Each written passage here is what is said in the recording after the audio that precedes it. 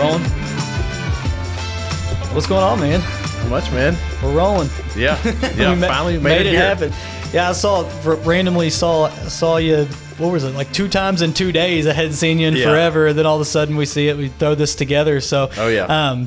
For those of you that don't know Ashton, we're here with Ashton Guthrie. Ashton is a real estate agent, owner of a real estate brokerage, and from what I see, probably keeps you most busy is your real estate investing, right? That's it. You nailed it. Yeah, yeah. So what take us back to the beginning. How does one get into this realm? Yeah. So I'm 38. I believe you're about 37. Mm-hmm. So back in 2006, I graduated high school. Mm-hmm. But a year or two before that, I got my private pilot's license. Oh, really? And I did the private pilot's license. 16-year-old with a private pilot's license? 16, 17-year-old. Wow, that's awesome. Through Prosser. Yeah. Got lost one time. Really? That's a whole different story. Not on the podcast. I got to hear that story. Yeah, You literally got lost in the air? Yeah, it'll. Oh, my God. Got lost at 16, 17 years of age. Made it back safe and sound, though. Yeah, as a pilot, apparently. They say, hey, find a place to land. And I landed at an airport. Wow. So did that 2006, went to ISU, was going to be a pilot for the rest of my life or career, and met a lot of great people. Went through the Prosser program here locally, went up to Indiana State University, got my private pilot's license, went all the way up to instructor, did that for 15 years. Mm-hmm. Wow. And then, 15 years, and then decided that, I wanted to try a little different avenue, and it happened to be that my entire family's full of entrepreneurs, and everybody is in a building, house flipping, commercial real estate development. Yeah. So I knew I wanted to probably take that route because I was used to that route, and the flying kind of started to get into the way. Sure. And then back in 2010, 2011, the market was down in the housing, so there were really no pilot jobs. Yeah. Just a few, and I was flight instructing, and then happened to come across some vacant land that a builder had given back to the bank, and it had a basement on it. Mm-hmm. It was like a house being built that they just walked away from. Really?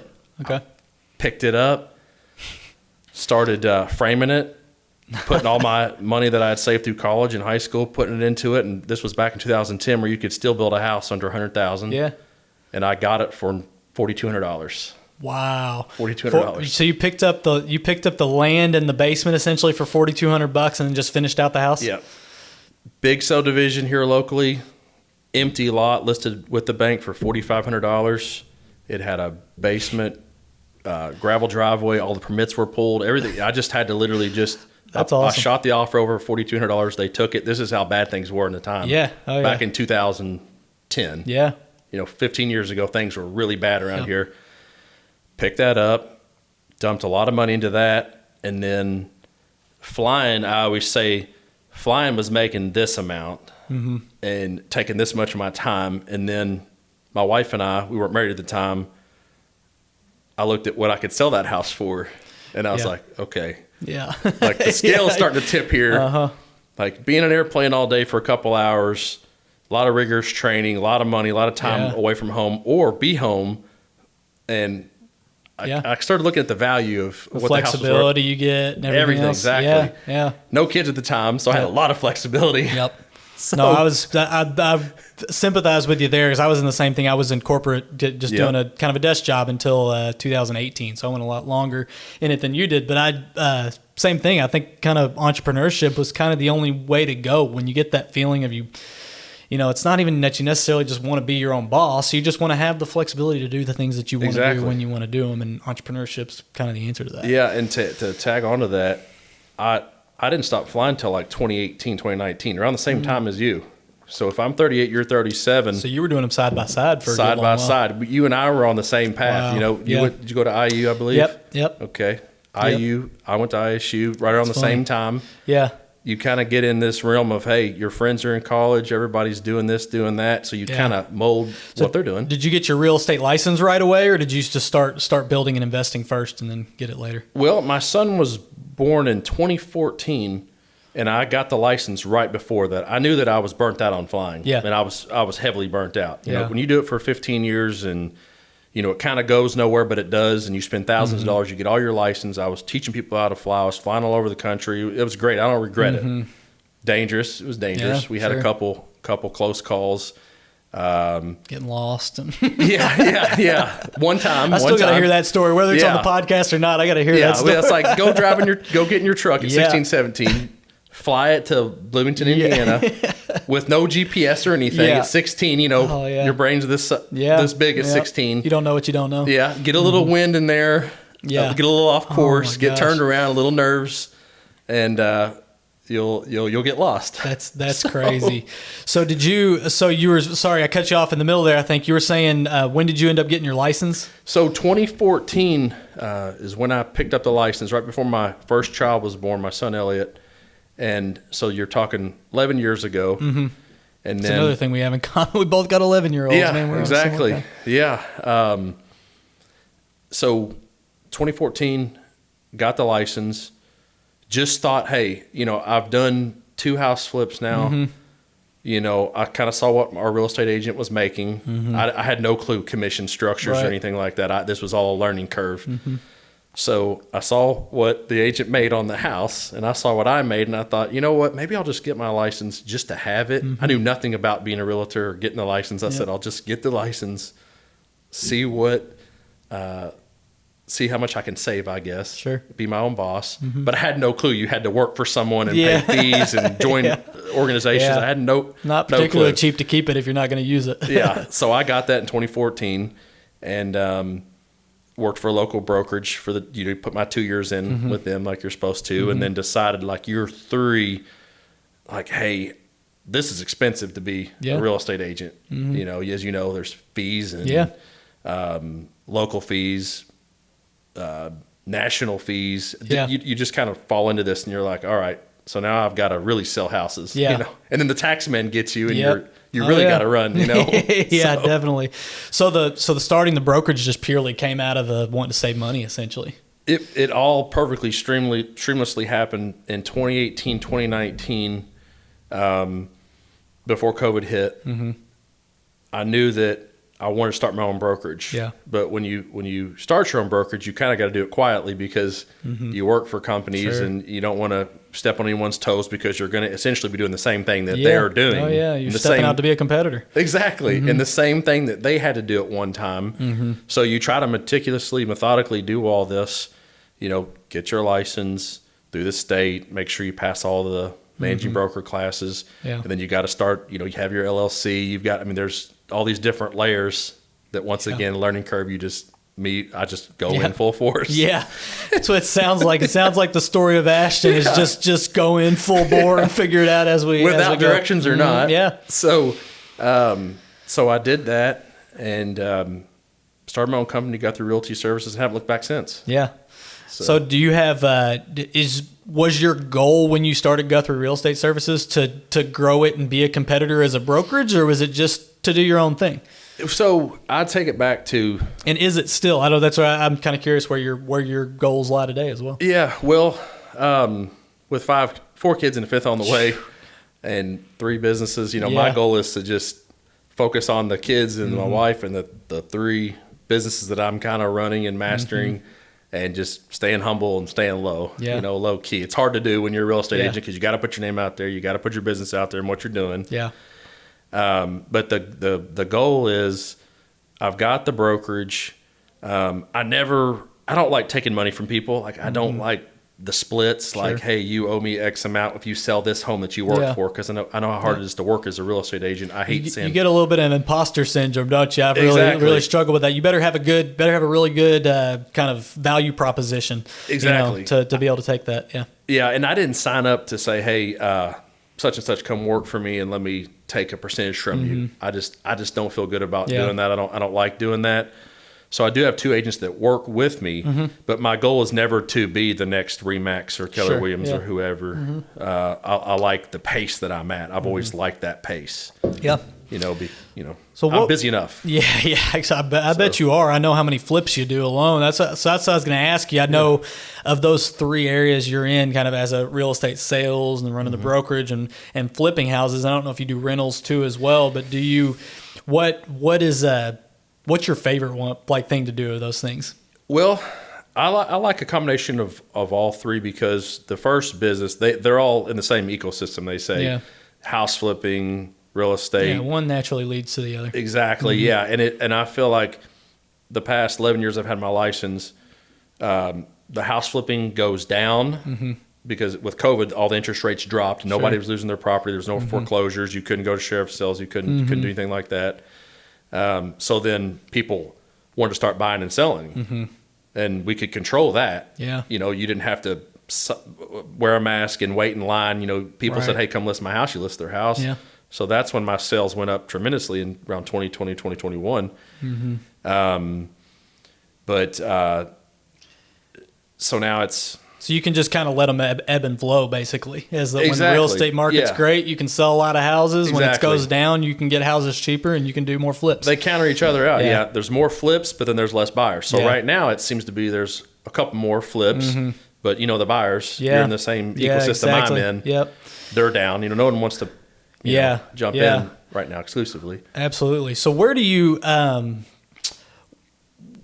trying to decide if I want to start down that route or not towards the flips, because I know I got a plethora of questions for you on the flip side of things. I know you do a lot of them, and I know you do good stuff. As far as flipping, I think the biggest thing that people don't get, probably they get into it, and honestly, it's probably this applies to real estate sales too. Everybody thinks, when I become a realtor, I'm just going to go run transactions, right, and go to closings. I'm going to show houses and all that stuff. Everything's easy. You got to find the business somewhere, right? And I think me and you both know that's the hardest part of this business for sure. Same thing goes for flipping houses. Is everybody wants to say, oh, I'll go out and be a project manager and I'll flip a house and I'll pick countertops and all this stuff. Yeah. But you got to find the deal somewhere too. And they've got to be good deals, because once you start adding taxes and all the costs of things that have gone up and all these things, it's tough to find that deal. So I guess 100%. All that to say, where do you get the deals? So you can get them at a plethora of places, and you're right. I think the foundation of all this is, to kind of tag onto that, is you've got to have, you just can't start selling real estate right now. You just can't start flipping houses right now, right away. You've got to ease into it. You've got to have all your licenses. You've got to work your way up. You got to be trustworthy. You got to be honest. All those little foundational things add to it, because you start networking with people like other agents like yourself. You may have a seller that says, hey, they're ready to sell this property, or we have a house over here that these people don't want it listed. They're embarrassed by the condition of it, or it's in really bad shape. They don't want the liability of people in and out. They don't have insurance on it. So, to answer your question, where they come from, it could be agents like yourself or other people, wholesalers that say, hey, we have this house over on Elm Street. This seller wants out. They're taking offers. Yeah. Auction websites, used to be auction.com, but I don't hear that anymore. Yeah. Or the sheriff's sales. Yeah. But there's a lot of investors there. There's a lot of competition there. And those are risky. I'd say it's risky. You can't really look at those ahead of time, can you? You can maybe kind of drive by them or whatever. And if they're empty, maybe checking windows. Exactly. Yeah. They say legally you can't go into these properties. You can't break in. But usually if you drive by and you see no one's there and the windows are open, you can look in and see. But those, you go into them blind. There's no utilities on. You don't know if there's a squatter there. Yeah. Do you got to go in with cash to those? You do. Okay. You do. Yeah, so they want the check. A lot of people. They want the check right there. Like the sheriff that's in charge. Go to sheriff's sale with your checkbook. Oh yeah, it's the real deal. They say, hey, they opened up the bid, and the thing about it is all these people come in. You could be 30, 40 people there. And everybody's it's very. The mood is very competitive. But it's like you're going to go to a boxing ring or something. And the sheriff comes out and he reads everything off, and they just start the bidding right then and there. That's crazy. And once it's done, they want the check right there. Yeah. You have to go there that day, and they cash it that day. Wow, that's crazy. Yeah, but I've been wanting to get to one of those. I've checked them here and there, kind of seen some, and some they can always fall off right up until the sale date too. Exactly. Because if the person gets out of foreclosure or whatever, we'll go, man. I'll take you down there. It's good education. I just want to see it. Yeah, it's good education. I don't have money, but yeah. Got to have the capital. So it sounds to me like you got some different avenues, but I think the biggest thing, and this is one of the things I love about real estate in general, is your reputation and your network mean everything. I heard somebody say the other day that we need to stop stop worrying about opening up the front door for new people and start worrying about closing the back door from the old people. So it's making sure, if the beauty of it in sales, and it applies here to flips too, is every person you work with is somebody you potentially work with again in the future. And the further you go, we get to the point, me and you about the same age, but one day we're going to be 60, 70 years old. Exactly. Hopefully be retired, maybe not be. Maybe it comes so easy at that point we just keep doing it, But that's the point. If you do it that long and you do right by people and you keep a good reputation, then the business naturally builds on itself. Exactly. So, but that's interesting to hear that essentially the same concept applies to your flips and finding those deals. Exactly. And I can back you up for sure. I know you've built a reputation as that guy. I'm sure people call you all the time because they know you do a lot. They do. They know if you say you're going to buy it, you're going to show up and you're going to close and you're going to do all those things and do right by it. So it's a major sacrifice. When you don't want to say no to people. And we all agents work together. Yeah. I was at an event the other day and there was maybe 100 agents there and I was the youngest guy there. Yeah. So my thought process on that was, hey, these agents are the ones that are sticking in here. They mean business. I need to stick with them. People, you've been in it for a long time. We know our relationships, and you can't just walk all over people and be shady in different deals because you're right. It does come back to you. And if you and I sell for 40 years, one day we're going to have a transaction, and you're going to remember, hey, 100%. I wasn't treated well or something went wrong. So, and to me, I've paid out money to people on things that I shouldn't have. Like they're like, hey, this wasn't right or that wasn't right. And I'm just like, hey, I don't want to jeopardize a relationship. I'll take care of that. I'll help you out on that. Relationships are everything. Your network is your network. Yeah, and we talk about letting those clients out the back door, but the thing is, with each one of those clients, there's also a network around that client. You know what I mean? So, it's all word of mouth. It might not be that person that does the next deal, but you might get referred by them, or so that's where that kind of thing comes from. And anything can come from anywhere. I remember back in the band days with the Juice Box Heroes, we'd have some shows where we'd be playing and be 3 people in the crowd, and you're like, and we'd always try to have that mentality of it doesn't matter if you're playing for 3 or 3,000, you never know who's going to be in that crowd, and it might set you up. And it happened multiple times, and that's how over time stepping stones happen. Yeah, awesome. I didn't know you were. I knew you played the drums, so I played drums in high school too. Oh, did you? So it's like we're like the same person. Yeah, and I pulled up here and saw your truck. I'm like, I've kind of got the same truck. It's like we kind of run in. I've had that with other investors too.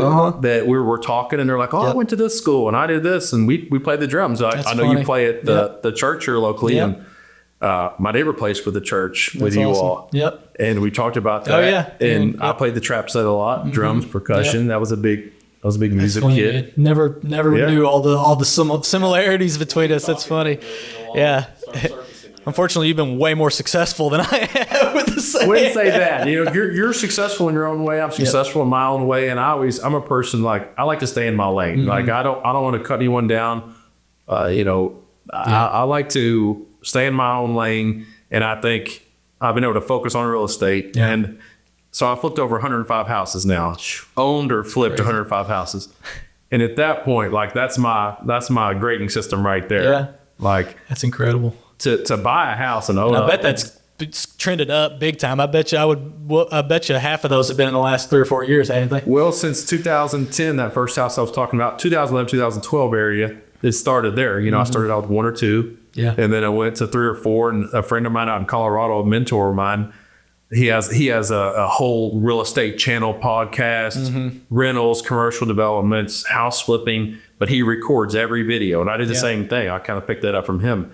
But he was doing 15 or 16 at a time. Yeah. And here I am in Indiana doing 1 or 2 little country properties. So I thought, if he can do 2, or if I can do 2 and he can do 14, let's scale it. And then I learned a lot from him because I'm very much a hands-on, being a perfectionist in real estate as an agent. You gotta control the deal and get it done. Same with the house. I wanted to control it all, get it done, paint it, clean it up, trim it, whatever. You swing a hammer much on your flips anymore? Are you out there doing work on your own? I used to, and sometimes if something needs to be done, I'll pick it up. But I learned to stop and say, okay, like one of my mentors told me, scale it out. Yeah, it's going to cost you money, but scale it out. Yeah. So I scale it out to everyone. Like I don't mow anymore. I don't pick up a hammer anymore. I scale it out. Yep. I pay my guys, and what you got to do. We just got done with one, and I don't do a lot. We're kind of, me and my wife are just kind of opportunistic. If something comes out in front of us, we've done I think 3 live-in flips now, and maybe 4 or 5 others outside of that. But we just got done with one I did with my father-in-law, and it seems like a home run deal on the front end, and by the time you get done, and I put a lot of work into it myself. I spent several days there doing in crawl spaces and attics and doing stuff like that. And then you get to the end and you start counting, and it's like, man, that 15, 20 grand sounded great on the front end, but then when you start counting your hours and you're like, that wasn't even that great of an hourly gig versus I might have been able to, contract out a few of these things and I would have made less money. However, I wouldn't have had nearly as much of my own time in them. And I could have potentially gone out and done another one at the same time while it was still going. Yeah. It's all, there's a lot of psychological in the flipping. You're going in the hole on a home that, you don't know if the water's on, electric's on, sewer's on, what happened in the house. Some of these houses need structural, mold, tornado damage, fire damage. I've got one fire damage before. And you don't know, what you're kind of getting into. So I always tell people, just start small. Start small with a small home, or like you said, live in the homes, because you kind of end up flipping it as you're living in it. And then when you sell it and make the money, it's kind of like living rent free. And the live-in flips are beautiful because of the 2-year, you can live in them for 2 years and not. So the house I live in now was supposed to be a 2-year flip, and we've been there for 5 years now. And and it's I tell you what though, the older you get, the less live-in flips are doable. On that one, we did everything in that house. Like, we literally took it down. We didn't take it down to studs, but we took all the flooring, all the cabinets, all that, the bathroom, all that stuff. So the problem with that, we didn't realize, we sold the old house, moved in, and we redid every cabinet and countertop in the place. Okay. Well, the process of that, as you you have to put the cabinets in, and then once the cabinets are in, then you have to get your templates for your countertops. We did granite, and it took 3-4 weeks something to get countertops in. So we had to take out all our plumbing fixtures to put the cabinets in. So we're here almost a month brushing our teeth out of the bathtub because we didn't have any plumbing fixtures. We have pictures from a Christmas that year with concrete slab homes, so concrete floors with a Christmas tree in the corner. And they're fun stories, but like I said, the older you get, kind of the less it's fun stuff, and it is worth it in the end. And everyone, as long as hopefully you're at least making some money, but even if you break even, or do something, you're learning something in the process. Exactly, yeah. And that's why I picked up, like, hey, it's education, and if I can learn something along the way and not trip and fall and use that to help out a client or another agent, that's coming really handy. I have zero regrets on being in dirty crawl spaces and breathing in mold and cat urine, whatever it was in the house. I have zero regrets. Yeah. I love what I do. 13 of the 14 doors in my house had holes punched through them. Yeah. This person have anger issues or what like that. Yeah. You don't know. You walk into some crazy stuff. Yeah, you do. So, it's another thing I was going to ask you. So do you do, I know you said you don't swing the hammer that much anymore. Do you play general contractor, or do you work with a general contractor on all these? So I have full out crews to scale it where I've scaled it. Like, I have to have crews in place, and I've narrowed it down. I have many contractors, drywallers, plumber, heating and air. Like, anybody can open the phone book and call someone. Yeah. But I try to teach my crews to do everything from the time they unlock the door. I usually tell them, like, hey, I only want to come here like 3 times. Right. To purchase it myself, to oversee it, send me many pictures as you can during the process. And then the third step is meeting you here for a final walkthrough and you handing me a key. Yeah. We have everything set up with Lowe's. Yeah, where they can go to Lowe's and they use my account and they pick up all the product and everything. So you got a lot of trust in these guys. Exactly. Yes. Yeah. Two guys, 2 crews that I trust. That's awesome. And we work together. Both crews have the ability to go from a flip from beginning to end. Exactly. Plumbing, electrical, and they didn't know a whole lot when they got with me. They knew how to get a house. I always say there's like people that flip houses and the people that really, really flip houses. Like I don't go over the top HGTV. Right. You're going to lose money quick. Yeah. But if you can start small, do a simple flip, and not put, like what they say, lipstick on a pig. I try to make them where they're right. Because once again, it's back to relationships. I don't want that person telling someone, or you as the agent saying, hey, Ashton sold us a bad house. Some things are going to happen, but for the most part, I don't like callbacks. You got to feel good about it. Exactly. It's all feel good. But I trust those guys, and they tell me all the time, like, hey, you taught us how to do this, or you taught us, but I know, as you know, to get a property FHA conventional financing, Yeah, you got to cross those. You got to cross. Yeah, you've got to have handrails, correct flooring, no broken windows, no missing shingles. God forbid chipping paint on a window. Oh yeah, many times. Yeah, many times been out with a paintbrush. Yeah, chipping paint.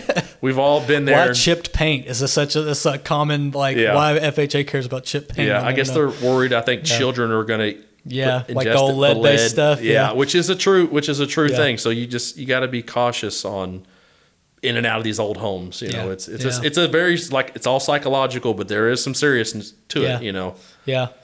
Well, we're getting pretty close here on time. Yeah. But I don't know if there's anything else that you wanted to pitch for yourself or anything else you wanted to talk about before we head out. Yeah, I just appreciate you bringing me on here. I know the stars were going to line. Yeah. I've watched you grow with the companies you've been with and everything, because we're all the same age and we're all working at the same business. And we never had a transaction, and then it just fell that we were I think I did have one. We did a new construction one in Deerfield. We did. It was a quick one, though. You did a good job. It was a quick one. Yeah, I know the house. I like new construction deals. Those are where it's at. Those are easy. Yep. Those are easy. Yep. So. Well, man, I really appreciate you coming on, and I want to hear this. I want to hear this plane story, and we're gonna do it. We're gonna do a separate video, but we're gonna stay on video, and I gotta hear this. I gotta hear this story. Maybe we'll post it separate or something. But Ashton, I appreciate you coming in, man. Good, man.